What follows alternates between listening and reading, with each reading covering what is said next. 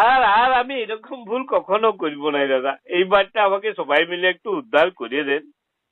আপনি কি বলতে চাইছেন, কি বলতে চাইছেন বলুন। ওই তারপরে কি লেখা আছে? ওটা আপনার আলট্রাসোনোগ্রাফি লেখা আছে। আল্ট্রাসোনোগ্রাফি? হ্যাঁ, ওইটাতে এবার কি হয়? ওইটার সাহায্যে দেখা হয় বাচ্চা মায়ের পেটের মধ্যে ঠিকঠাক আছে কিনা। লাও বাবা, বেশ বলেন।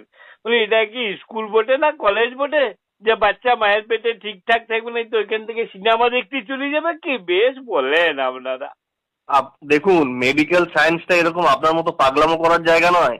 যেটা বলছি শুনুন, আলট্রাসোনোগ্রাফির মাধ্যমে দেখা হয় মাতৃগর্ভে বাচ্চার পজিশনটা।